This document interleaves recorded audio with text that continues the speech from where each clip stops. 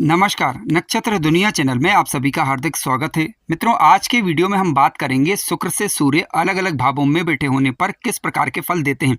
यदि शुक्र ग्रह के साथ सूर्य बैठ जाए तब क्या फल होंगे। शुक्र से सूर्य दूसरे या तीसरे घर में बैठे हों या फिर शुक्र से सूर्य 11वें या 12वें घर में बैठे हों तब क्या फल होंगे। इस विषय वस्तु को आज के वीडियो हम सरल तरीके से समझने का प्रयास करेंगे। यदि आप चैनल पर नए हैं तो चैनल को सब्सक्राइब अवश्य करें। वीडियो ज्ञानवर्धक लगे तो लाइक भी करें। आइए शुरू करते हैं।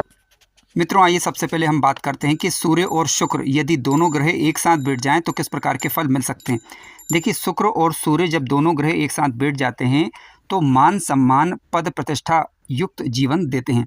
ध्यान रखिएगा कि सूर्य जीवन में आत्मा के कारक हैं, पिता के कारक हैं, मान सम्मान के कारक हैं, पद प्रतिष्ठा के कारक हैं। शुक्र की बात करें तो शुक्र धन दौलत के कारक हैं, ऐश्वर्य के कारक हैं, जीवन में प्राप्त होने वाले सुखों के कारक हैं, यानी भौतिक सुखों के कारक ग्रह शुक्र ग्रह माने जाते हैं। दाम्पत्य जीवन के कारक ग्रह शुक्र जीवन में आपको दाम्पत्य सुख देते हैं, भौतिक सुख देते हैं। इसके अलावा जीवन में प्राप्त होने वाली लग्जरियस लाइफ देते हैं। सूर्य की बात करें तो मान सम्मान पद प्रतिष्ठा, राजनीतिक स्तर से आपको ऊंचा उठाते हैं, सरकारी क्षेत्रों में आपको लाभ देते हैं। सूर्य शुक्र जब दोनों साथ बैठते हैं, लेकिन ध्यान रखें कि मित्रग्रही होकर या फिर उच्च राशि के होकर बैठे हुए होंगे तो अच्छा फल देंगे। कोई भी ग्रह नीच अवस्था का नहीं होना चाहिए, जैसे शुक्र ग्रह कन्या राशि का ना हो और सूर्य ग्रह तुला राशि का ना हो, और शुभ भावों के अंदर ये युति बनती है तो अच्छा फल देती है। मान सम्मान पद प्रतिष्ठा बढ़ाने वाली होती है। इसके अलावा जातक धनवान होगा, कार्यों में तत्पर होगा, और कह सकते हैं कि अच्छा फल जातक अथवा जातिका को अपने समय में ये देने का प्रयास करते हैं। लेकिन मान लीजिए कि शुक्र या सूर्य की युति पर पाप ग्रहों का प्रभाव हो जाए अथवा दोनों में से कोई भी ग्रह नीच का हो जाए या आकारक ग्रह बन जाए और पाप प्रभाव में आ जाए, तब हम इस युति को ठीक नहीं कह सकते। ऐसी परिस्थिति में दाम्पत्य जीवन कलेशपूर्ण हो सकता है, जातक की भोगात्मक रुचियाँ कुछ अधिक हो सकती हैं और कुछ ऐसे मार्गों का चयन वह कर सकता है जिसके कारण समाज में बदनामी का सामना उसे करना पड़े। तो कहने का तात्पर्य है, शुक्र सूर्य की युति अच्छा फल भी दे सकती है और बुरा फल भी दे सकती है। निर्भर करेगा कि यह युति किस भाव में बन रही है और किस राशि में बन रही है और किन ग्रहों का प्रभाव इसके ऊपर पड़ रहा है। तो आप कुछ इसी प्रकार से इस युति का प्रभाव लें। लग्न में बनती है या सप्तम भाव में बनती है, पंचम भाव में बनती है, तो ऐसी परिस्थिति में दाम्पत्य जीवन को कहीं ना कहीं प्रभावित करती है। तो आपको ये देख लेना चाहिए कि युति पर किसी बुरे ग्रह का प्रभाव ना हो, और जो कुंडली का आकारक ग्रह यदि कोई बन रहा हो दोनों में से तो उस ग्रह से संबंधित उपाय विशेष रूप से करें ताकि दशा अंतरदशा में इसके अच्छे फल मिल सकें, बुरे प्रभावों से बचा जा सके। आइए अब बात करते हैं कि शुक्र से सूर्य यदि दूसरे भाव में बैठे हों तो किस प्रकार के फल मिल सकते हैं। मित्रों, शुक्र ग्रह जहां पर बैठे हुए हैं आपकी कुंडली में, वहां से सूर्य यदि दूसरे स्थान पर बैठ जाएं तो कुछ फल इस प्रकार के रह सकते हैं। देखिए, शुक्र से सूर्य यदि दूसरे भाव में बैठेंगे तो ये स्थिति सामान्यतः ठीक नहीं कही जा सकती। आर्थिक परेशानियां बनी रहती हैं जीवन काल के दौरान, क्योंकि शुक्र से सूर्य जब दूसरे होंगे तो जीवन काल के दौरान जातक अथवा जातिका को दूसरों पर आश्रित रहना पड़ सकता है। इस बात की संभावना बनती है। परिश्रम के द्वारा अथवा नौकरी करके जातक अथवा जातिका अपना जीवन यापन करते हैं। हालांकि पिता की दृष्टि से यदि देखा जाए तो ये संभव है कि पिता किसी सरकारी क्षेत्र में हो, विशेष रूप से धन भाव में सूर्य ग्रह बैठ जाएं और शुक्र अगर लग्न में बैठ जाएं तो संभावना बनती है कि पिता किसी सरकारी क्षेत्र में काम करें या फिर सरकारी सेवाओं से उसे लाभ मिले। तो इस प्रकार की संभावना बनती है। लेकिन जातक अथवा जातिका की दृष्टि से यदि देखा जाएगा तो कहीं ना कहीं जीवन काल के दौरान श्रम बना रहता है, नौकरी इत्यादि करके जातक जातिका जीवन यापन करते हैं, इस प्रकार की संभावना बनती है। बाल्यावस्था में किसी प्रकार की परेशानी जीवन काल के दौरान बनी रहे, इस प्रकार की स्थितियां भी कुछ बन सकती हैं। किसी कारण बस मानहानि हो या वैवाहिक परेशानियां आए या फिर भौतिक सुखों में कुछ कमी रहे, इस बात की संभावना बनती है। यानी अगर आप ध्यान से देखें तो सूर्य से शुक्र 12वें हुए हैं, और जबकि शुक्र से यदि देखा जाएगा तो शुक्र से सूर्य दूसरे भाव में बैठे होने पर कुछ इस प्रकार की स्थितियां निर्मित होती है। जातक वाणी का थोड़ा सा तेज हो सकता है, तो अतः चाहिए उसे कि अपनी वाणी पर संयम बरते और बिना सोचे समझे निर्णय करने से बचें और दूसरों का सम्मान करें। आइए अब बात करते हैं कि शुक्र से सूर्य यदि तीसरे भाव में बैठे हों तो किस प्रकार के फल मिल सकते हैं। मित्रों, शुक्र से सूर्य यदि तीसरे घर में बैठे हुए हों तो किस प्रकार के फल मिल सकते हैं, आइए विचार करते हैं। देखिए, शुक्र से सूर्य यदि तीसरे घर में स्वक्षेत्री होकर यानी सिंह राशि के होकर या फिर अपनी उच्च राशि जैसे कि मेष राशि के होकर बैठे हुए हों या मित्र राशि जैसे धनु राशि या मीन राशि के होकर बैठे हुए हों तो सामान्यतः अच्छा फल देंगे। जातक अथवा जातिका को ये पराक्रमी बनाने का कार्य करेंगे। मेहनत के दम पर जातक अथवा जातिका अपने भाग्य का निर्माण करने में सक्षम होते हैं। भाई बहनों का सहयोग, पिता का सहयोग, ऐसे जातक जातिका को प्रायः मिल जाया करता है। इसके अलावा जातक अच्छा खिलाड़ी हो सकता है। इसके अलावा साहसी होगा, कोई भी निर्णय जीवन काल के दौरान कर पाएगा, इस बात की प्रबल संभावना बनती है।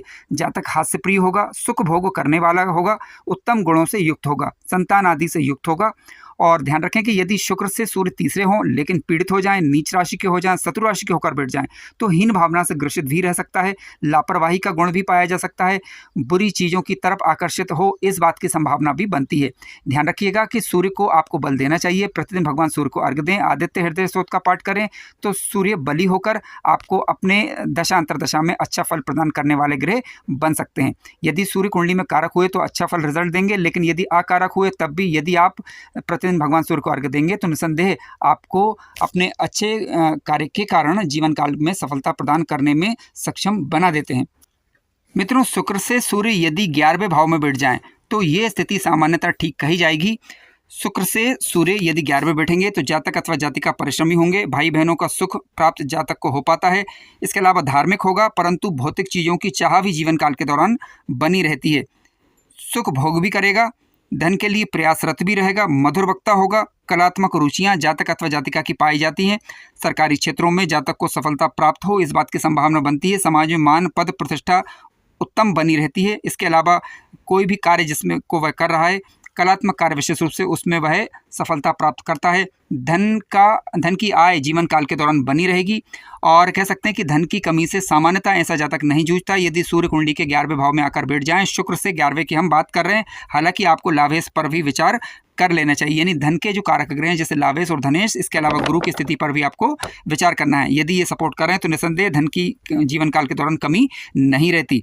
लेकिन मान लीजिए कि शुक्र से सूर्य 11वें तो हैं लेकिन नीच राशि या शत्रु राशि के होकर बैठ जाएं, तो ऐसी परिस्थिति में पद प्रतिष्ठा मान सम्मान में थोड़ी ये कमी की तरफ संकेत करते हैं। जातक विपरीत के प्रति कुछ ज़्यादा ही लगाव वाला हो सकता है, इस बात की संभावना बनती है। ऐसी परिस्थिति में आप प्रतिदिन भगवान सूर्य को अर्घ्य दें, आदित्य हृदय स्तोत्र का पाठ करें और अपने कार्यों को सोच समझ करें, तो निसंदेह कहीं ना कहीं इनका लाभ आपको प्राप्त हो पाएगा। आइए बात करते हैं कि शुक्र से सूर्य यदि 12वें हों तो किस प्रकार के फल मिल सकते हैं। मित्रों, शुक्र से सूर्य यदि 12वें हो जाएं तो आइए विचार करते हैं किस प्रकार के फल हो सकते हैं। देखिए, शुक्र से सूर्य जब 12वें होंगे तो सूर्य से शुक्र की स्थिति दूसरी होगी, तो ये स्थिति सामान्यतः ठीक कही जाएगी। दूरस्थ स्थानों में जातक अथवा जातिका को ये सूर्य सफलता प्रदान करने वाले ग्रह माने जाएंगे। सरकारी वर्ग से भी जातक को लाभ हो सकता है, धनवान होंगे, भूमि भवन वाहन का सुख प्राप्त हो पाएगा। हालांकि कुछ धन की कमी से भी कई बार ये जूझेंगे। निर्भर करेगा कि सूर्य किस प्रकार के बैठे हुए हैं, यानी मित्र क्षेत्रीय होकर बैठे हुए हैं, नीच राशि के बैठे हुए हैं। यदि मित्र क्षेत्रीय स्वक्षेत्रीय होकर बैठे हुए हैं तो दूरस्थ स्थानों में जातक अथवा जातिका को ये लाभ देने वाले बन जाते हैं। शुक्र के लग्न में होने के कारण या सूर्य से शुक्र के दूसरे भाव में होने के कारण भूमि भवन वाहन का सुख जीवन काल के दौरान अच्छा रहता है। इसके अलावा सूर्य जब 12वें में होंगे तो कुटुंब की चाह जीवन काल के दौरान बनी रहेगी, रूप रंग की सुंदरता बनी रहेगी, क्योंकि शुक्र जो है वो लग्न में आ जाएंगे, या कह सकते हैं कि सूर्य से शुक्र दूसरे में आ जाएंगे, जिसकी वजह से कुटुंब की चाह जीवन काल के दौरान रहती है। कुटुंब सहयोग करने वाला होगा, धन संपत्ति जीवन काल के दौरान अच्छी रहेगी, भौतिक सुख साधन सुलभ हो पाएंगे, कानूनी मामलों में जातक को सफलता प्राप्त होती है। इसके अलावा शत्रु वर्ग पर जातक अथवा जातिकाएं सफलता दर्ज करते हैं। प्रतियोगिता परीक्षा में एग्जाम की दृष्टि से यदि देखा जाए तो यह स्थिति उत्तम मानी गई है, बशर्ते कि सूर्य नीच राशि या शत्रु राशि के होकर ना बैठे हुए हों और कुंडली के कारक ग्रह बनकर बैठे हुए होने चाहिए। अब मान लीजिए कि ये नीच राशि शत्रु राशि के होकर बैठ जाए तो दूरस्थ स्थानों में दिक्कतों का सामना जातक अथवा जातिका को करना पड़े या कानूनी क्षेत्रों में कुछ परेशानियों का सामना करना पड़े, इस प्रकार की स्थितियां भी बन सकती हैं। प्रतिदिन भगवान सूर्य को अर्घ्य दें, आदित्य हृदय स्तोत्र का पाठ करें, तो निसंदेह ये सूर्य शुभ होकर आपको अच्छे फल प्रदान करने वाले ग्रह बन जाएंगे। मित्रों, कार्यक्रम ज्ञानवर्धक लगा हो तो लाइक करें, चैनल पर नए हो तो सब्सक्राइब भी करें। धन्यवाद।